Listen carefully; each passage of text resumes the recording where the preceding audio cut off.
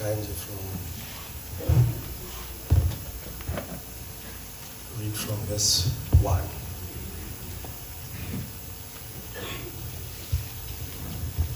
First Kings chapter 21.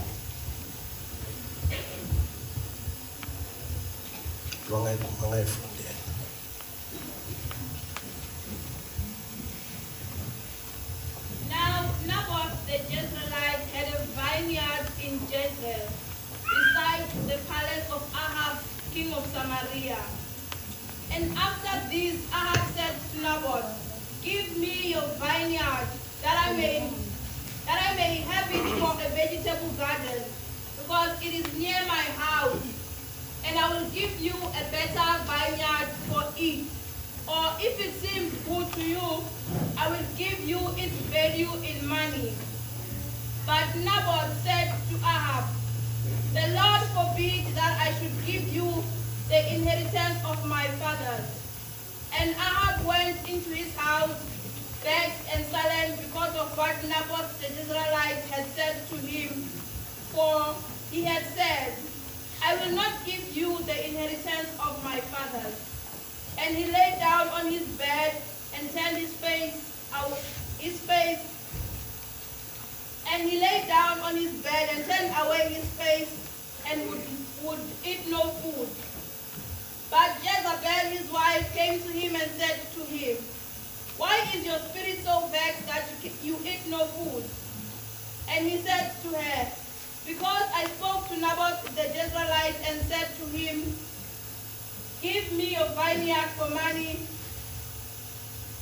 or else, if it please you, I will give you another vineyard for it.' And he answered, 'I will not give you my vineyard.' And Jezebel, his wife, said to him, Do you now govern Israel? Arise and eat bread, and let your heart be cheerful. I will give you the vineyard of Naboth the Jezreelite." So, because of our time, Hosea verse 15 and 16. verse 15. As soon as Jezebel heard that Naboth had been stoned and was dead, Jezebel said to Ahab, "Arise, take possession of the vineyard of Naboth the Jezreelite, which he refused to give you for money. For Naboth is not alive but dead." Verse 16. And as soon as Ahab heard that Naboth was dead, Ahab rose to go down to the vineyard of Naboth the Jezreelite to take possession of it. Leviticus 25 verse 23. Leviticus chapter 25 verse 23.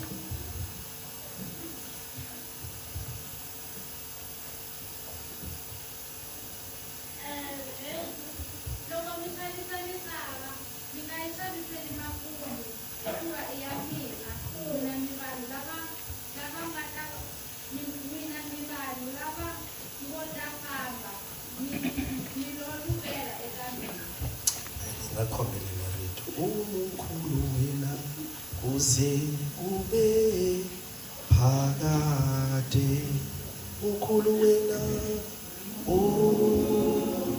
ukhulu wena kuze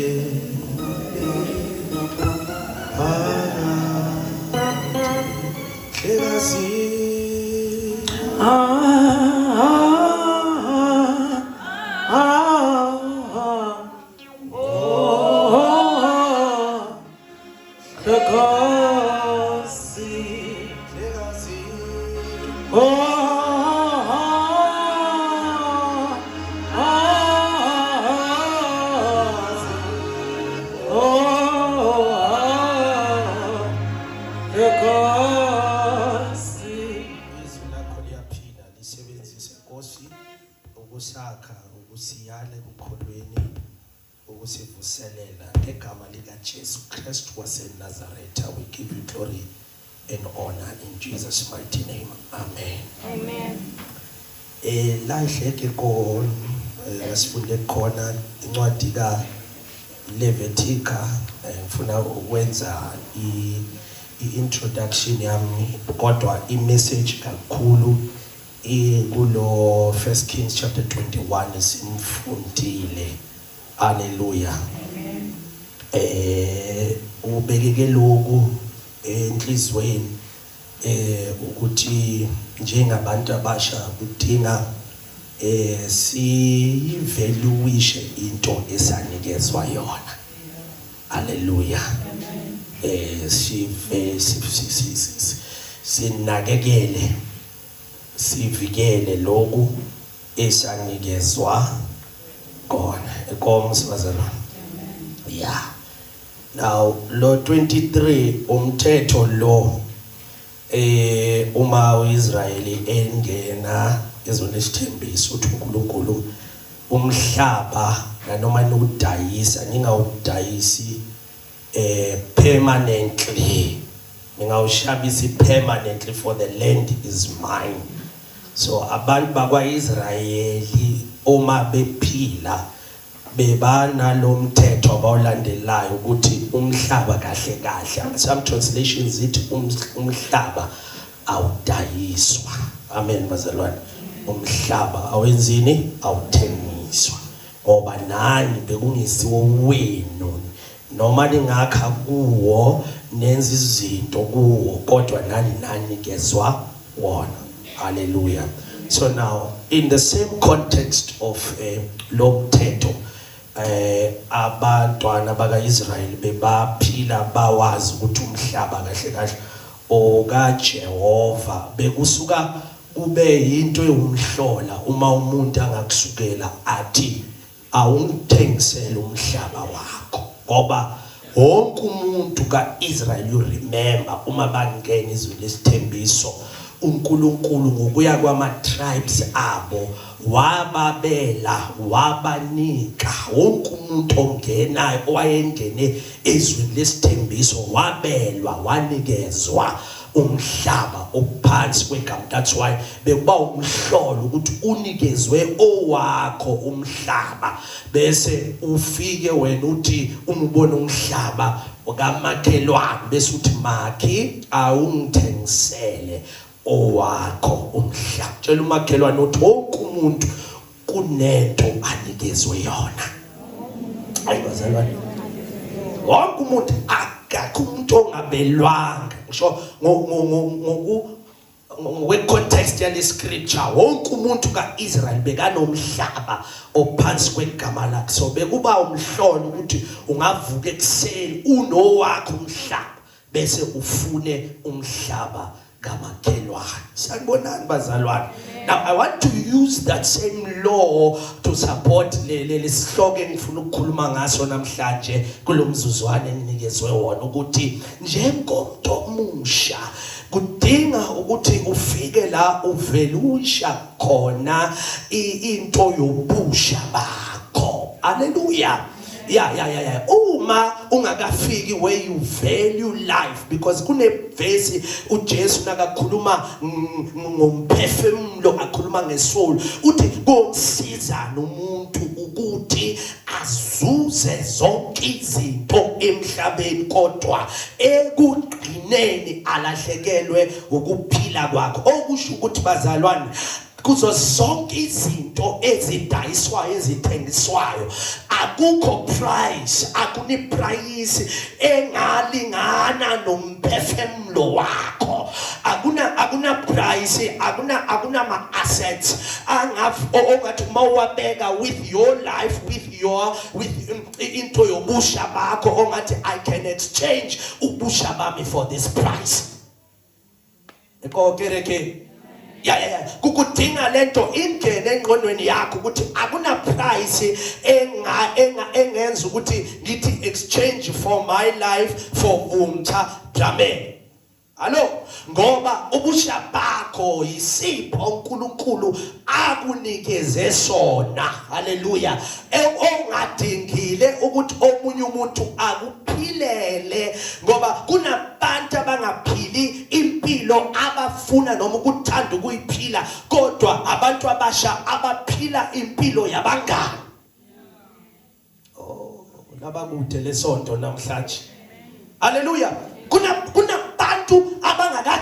abangakaqali ukufulfilla ama-dreams abo. Kunabantu abasha abangakaqali to follow their desires kodwa basalandela into ama-standards wabangani, basalandela okujabulisa abangani. Kanti lalela, your life, ubusha bakho, impilo yakho, it's a gift that God has afforded you. Odinga ukuthi ube responsible, hallelujah, before umngane aba responsible for impilo yakho. Umuntu nomuntu udinga abe responsible for impilo yakhe. Kungabi nezinto ozozenza emva kokuba sewuzenzile. Uma abantu bekubuza ukuthi mina bengafuna ukwenza kodwa ubani uzibani uyena othe masiyenze lento esiyenzile. Okusho ukuthi awukaqala ukuziphilela, awukaqala ukuvaluisha impilo yakho, ubusha bakho njengomuntu omusha. Usaphilela abangane, usaphilela ukuthi abantu baka-accept. Sanibonani bazalwane. You need to value this life. You need to value into onikezwe yona. Kuneverse engilithandayo lapha encwadini kaMshumayeli athi zithokozise umuntu omusha ngobusha bakho, yenza lokho kuthandayo. Amisithiba kubazalwane emuntu lo muntu lokho kurini right le anganikwa yona, it's to enjoy, it's to do what he or she desires to do. Alikho lesonto namhlanje. Yeah. But little Bible, you need to know that you are going to account before the eyes of God. Enjoy kodwa uphinde ukhumbule ukuthi ngale mpilo uNkulunkulu akunikeza yona usazozilandulela watahlamula amahlweni kaShikwembu. Ngoba manje angithuthi wena ngidla ubusha. It's not wrong, Bible udla ubusha, but ophinda futhi ukhumbule ukuthi you will account before the eyes of God. Likhona isonto. Hallelujah. Now ngifuna sivele singene ke embhalweni la sifunde khona ngoba namhlanje isikhathi sami sincane. Ithi iBhayibheli lami la kunendoda yaseIsrayeli, indoda yakwaIsrayeli ogama lakhe uNabothi. uNabothi lona abazali bakhe okhokho bakhe bakokwana wayebabutshali baye bamnikeza umhlabathi. Sorry. Bamnikezani maza sikhulume? Bamnikeza, they gave him a land. Sanibonani. Lithi bamnikeza lo mhlaba kanti kunalomthetho othi umhlaba kunikezwana ngawo. Siphila esikhathini lesi okuthiwa isikhathi sama rights. Mama sekakhulumile wonderful lesson liyangayijonzisa mama. Hallelujah. Yeah, esikhathini sama rights. Esinye lesi esidinga ukuthi sisibheke kahle lesikhathi. Ngoba kuyenzeka ukuthi wena unama rights kodwa entweni yokuthi unama rights uphinde wenza amaphutha ongeke walungise kodwa egameni lama rights. uNabothi lithi iBhayibheli wanikezwa umhlabathi, wanikezwa eland. Nakanikezwa lo mhlabathi lithi iBhayibheli kanti unomakelwane oyinkosi ogama lakhe uAhabi. uAhabi, you remember ukuthi uyena owayeshade lo yamama obizwa ukuthi uJezebeli. uJezebeli lona ungena entweni yasebukhosini, ubukhosi obuvela kuNkulunkulu ekhaya kibo kukhonzwa izithixo. She was a pagan worshipper. Wathi nakashada wangeza eyedwa emshadweni weza nezithixo. So in other words, njengoba angena ebukhosini ushadele lo baba obizwa ukuthi uAhabi, une influence of idols, une influence yama altari kodwa angasima altari kaNkulunkulu. Sanibonani bazalwane.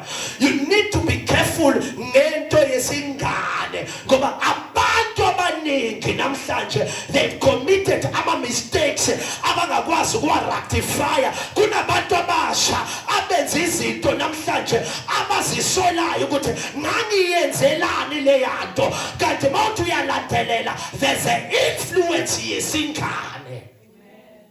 Sanibonani bazalwane. Na lo mama lo akahamba yedwa, kunamandla amenzayo ukuthi enzise bonke abantu abangani kuye. Kunibangani vangwane manvulavula namonde, kunabangani vangwane bana a certain influence ile awunge deny, awunge refuse. When they are in your life, they affect indlela ogqoka ngayo, they affect indlela okhuluma ngayo, they affect indlela obehave ngayo. Oh, Nkosiyangisize namhlanje. Now lo mama lo ushade no Ahabi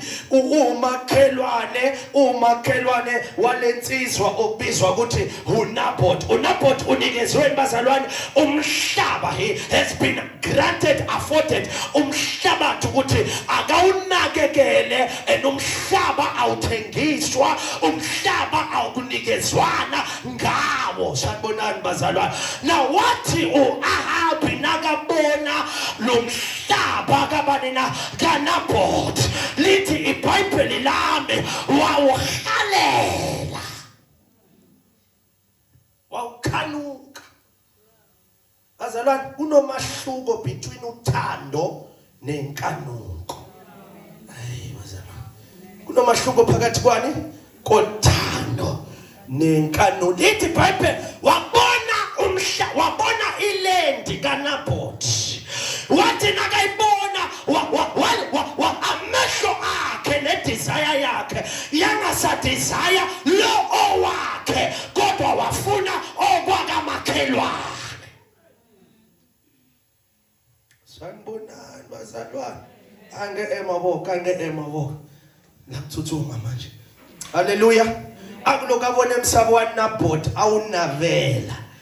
Melo wandishikote kuvulavula namuntlha lume lexi faneleke xi ku endla ku veni u va u teka leswi u nga nyikiwa swona, u swi teka valuable, u swi nakekela tani hi munhu lomuntshwa, hi ku kune vanhu lava swi navelaka. Nje le nkonzweni ya vanhu lavantshwa ta vulavula namuntlha. Sanibonani. Mo vulavula. Hayi, mo vulavula mfundisi.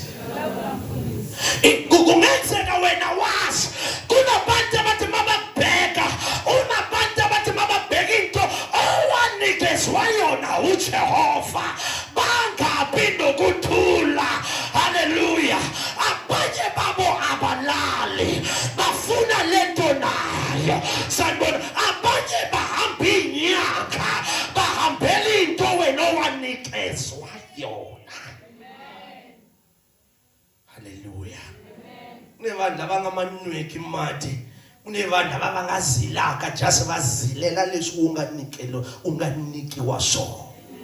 Oh mashukumi pfuna.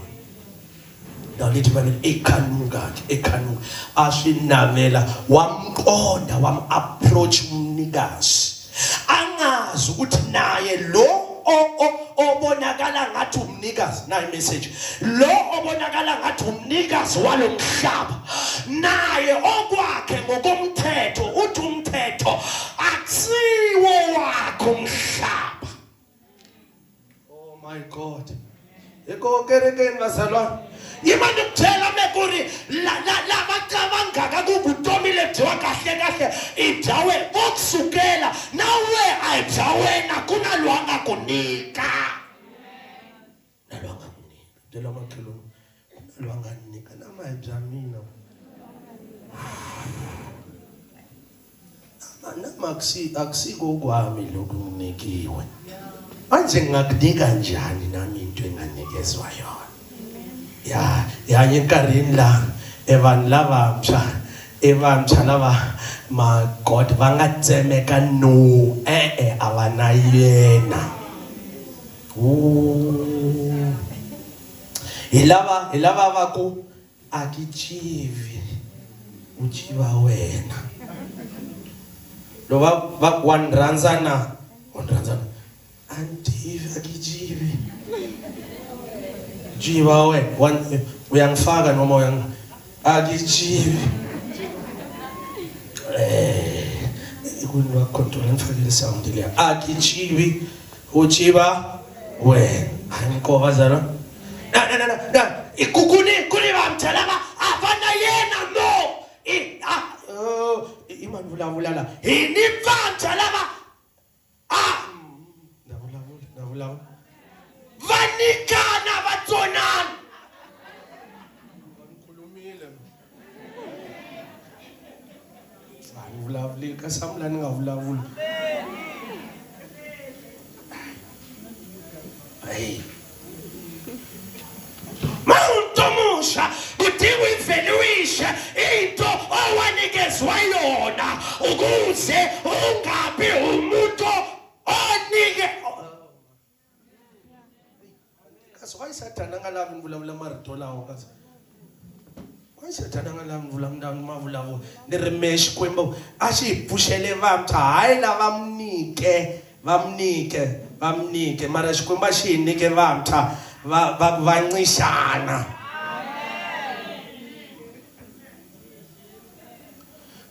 wewe ulava na lo nga koteki ku khoma la dyondza we ku khoma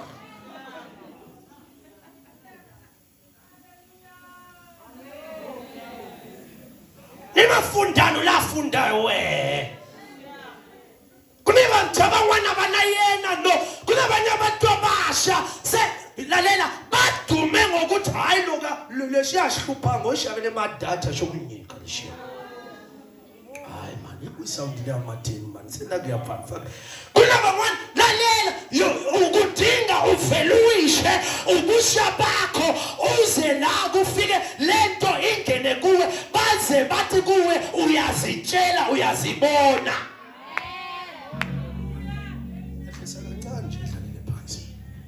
lalela ungasabi ukuthi abantu bakukhulume ngenxa yento wena owanikezwa yona bangamane bakusonde kodwa into yakho usayiqinile bangamane bakukhulume kodwa haleluya bathi bakulaka leshiya wabahla laka leshiya haleluya marito mahela mikondo ya hela leya ntombazana ingeneni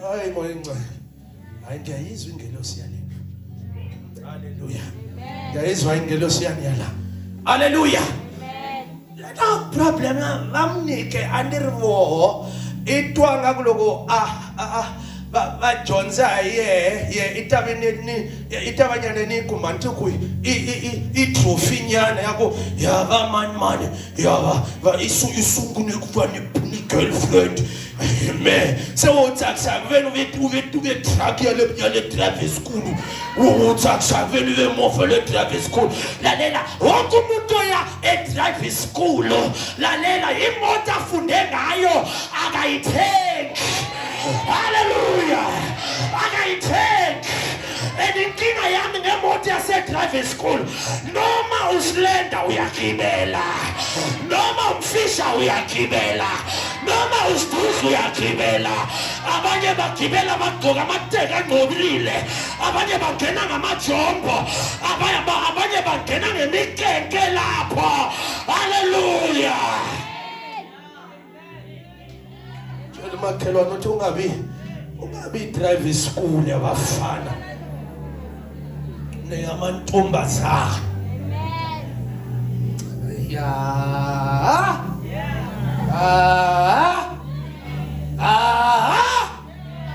oh hallelujah kudinga bazi ukuthi lokho kulini vanhwanyana lava vanikisa ka venu va xavele plate hayi ka lexiya hambi u xi tsemise full plate u be hansi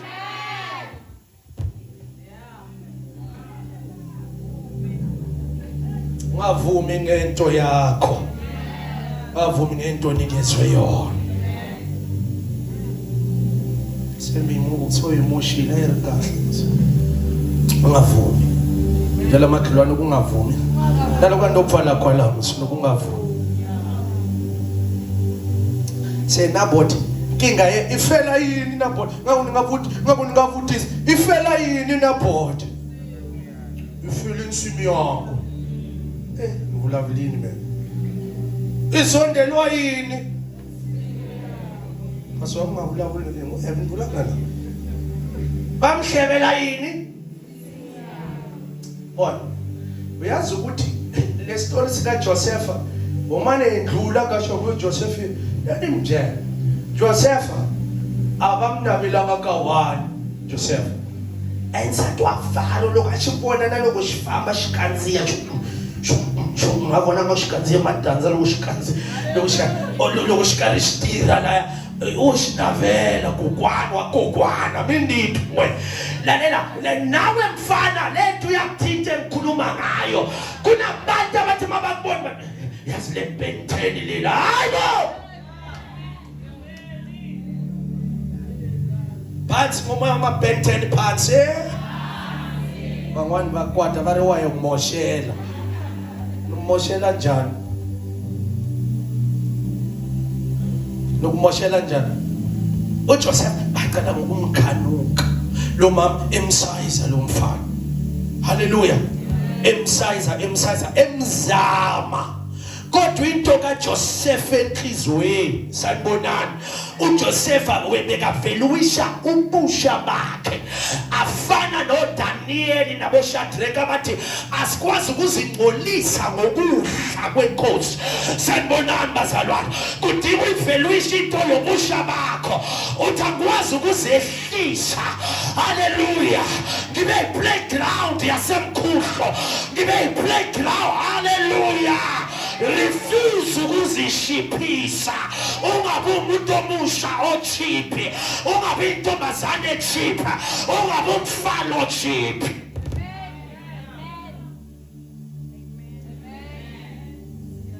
nathi amkomba swin'wana la emhaka ya kutsonana nathi ngijonise ku tsonana ka leswi nga nyikiwa swona xikwembu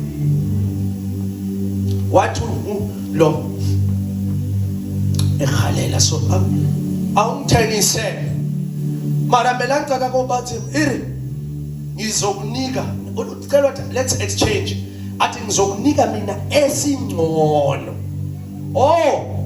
ngizakunikani esingcono lada mkhomba kuSathane inkinga yamona isukela kwini lokulada athi bakumbona usukela kwini usukela la umbuzo wami uthi uma le onayo ingcono uyifunelani ekamakhelwane na ukwafika kuvuka lento uvuka lento yokuthi uAhabi kahle kahle hayi ngoba bekafuna lesivini ngoba uyazi ukuthi esakhe singcono kodwa inkinga ukuthi akafuni ukuba abantu babe nento yena anayo. You get it? Kunebanu lava vakutwisisaka wehe esilomwari hansi kavo mara the time uringana nabo vavona competition. Hallelujah. The time uvana leswi vovanga na swona vava intimidated. Hallelujah. Mara xikwembu xi ndrumi namuntlha ku ri ndza vulavula na wena ku ri u nga pfumeli hi vuntshwa bya wena u nga pfumeli hi leswi Yehova ma ku nyikela swona byela makhelwani ku nga pfumeli ndaba yakho ungaphumeli uri ngizokunika okungcono ayinto into kaNabhothi bandalela ithi no it I can't give ivineyard enganikezwa obaba yo vele uyishelesha unganikiwa so umuntu lo mutsha nambo ukuthisele imali man nalowo muntu okudala kayi la ngudalo kulata impahla ukuniva ngwane bahlanyisa leswa ama boyfriend allowance ndabula namhla bahlanyisa yini boyfriend allowance ayingakhuluma i-taxation ya man lo n'hweti hela leyi a ni nyikaka yoho ya ku lukimisisi leya mani leya uhanci wo bejiwa we vazalwana va kona uhanci wo beji va ri vo bejiwa vo beja we ene la misaveni there's nothing for mahala tanileswi hanci leri va ri beja leri ku na leswi ri nga ta vuya na swona amen vazalwana va ri xi n'wi tsona amuka mbilu yi vava a nga dyi nchumu a yetlela nsati wa yena a za n'wi vona ve bava u kotise yini na kasi languta i bambise hi n'wana loyi a nga hlangana na Jesu amenito i bambise hi n'wana loyi a nga hlangana na Jesu a nga hlantswiwa hi ngati haleluya yala mbilu yi ze yi vava yala va ze va hembela mavunwa ya vatsone va ze va vulavula kahle hi wena a tivi me ku u tshama u tsone munhu a za hemba mavunwa hi wena u tshama u yale munhu a za a vulavula eswitori swa ka hi swa ntiyiso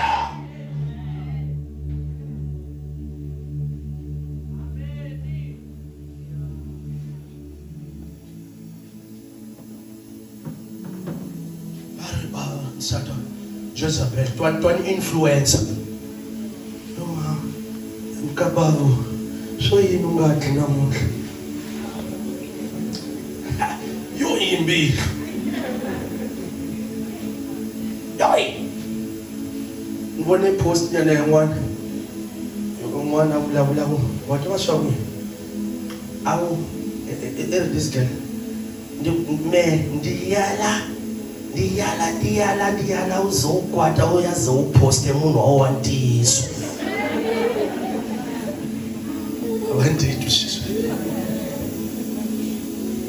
ame ndiyala uzokwata uzoposta my favorite wife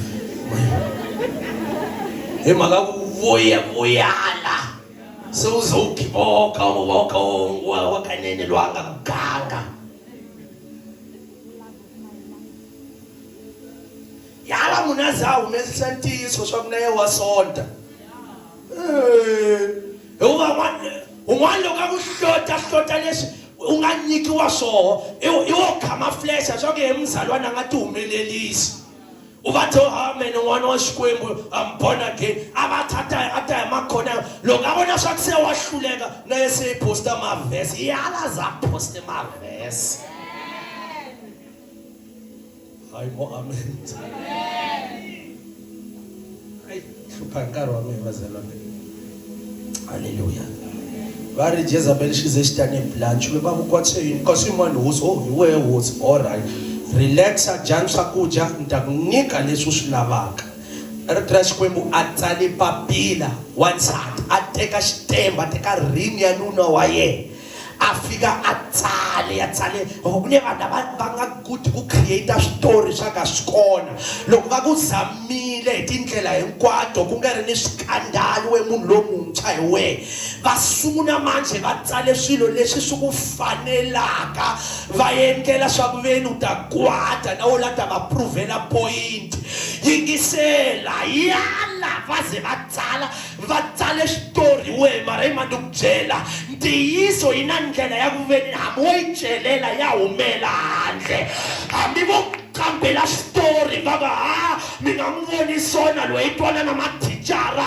loyi wa hi njhani ni yingisela ntiyiso ya ntiyiso yi ta humela ehandle khonza Jehova u nga ropi u ri n'wana wa nhwanyana khonza u nga ropi u ri n'wana wa mfana ntiyiso yi ta humela handle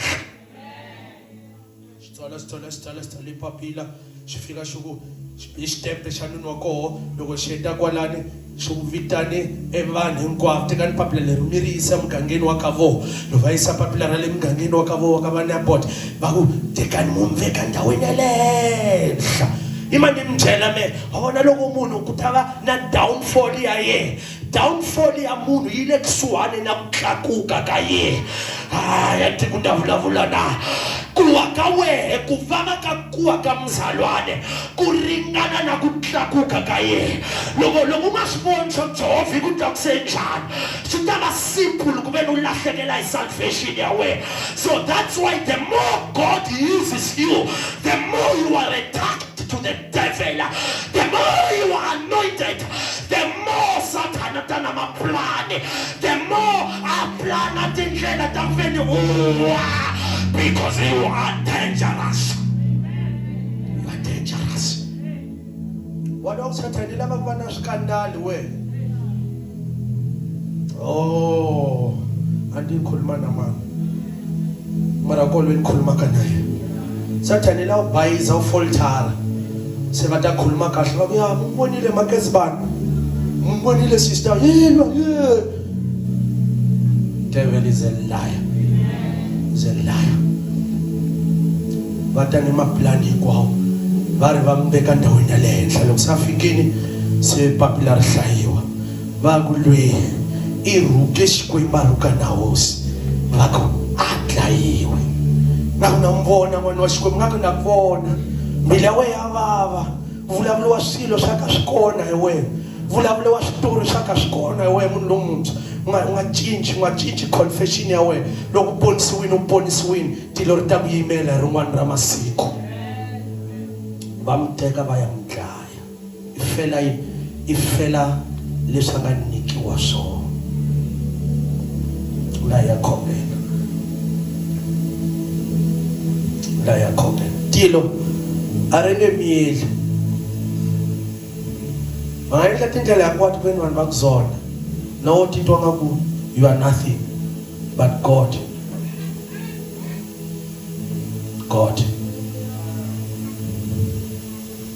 Tilo ri tlhaveka leswi nga endliwa ka Naboti. Mavunwa lava nga ma endla. Una un'wana nga khola. Une swin'wana leswi vulavuriwaka hi wena.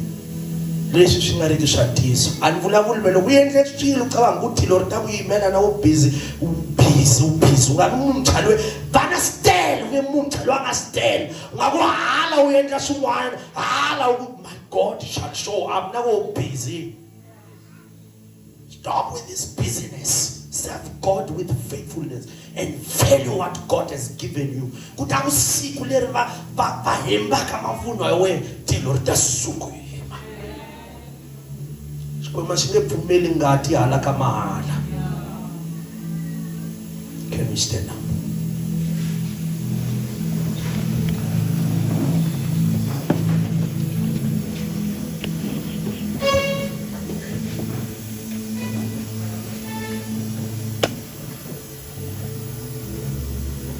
Ekuba Naboti atsone Ahab moa Jezebel lwa kuteka inkani ukulesha nga kutsona so tateka inkani. Amen wazalwane. Loko siyafile makete le Satan nata yabona efiki. What is dead even spiritual Satan teka leswi nga nikiwa swona. Aratra xikwembu xi tlhaveka. Mani ku byela xikwembu xa tlhaveka. Xa tlhaveka xikwembu.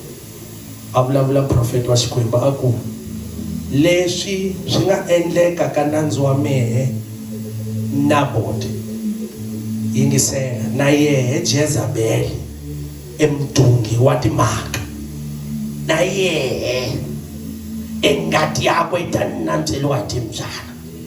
Atlhela eda futhi a ku timbyana ti nge nantseli ntsena rifu ra yehe i ta dlaya timbyana. Let's close our eyes. Value what you have been given as a young person.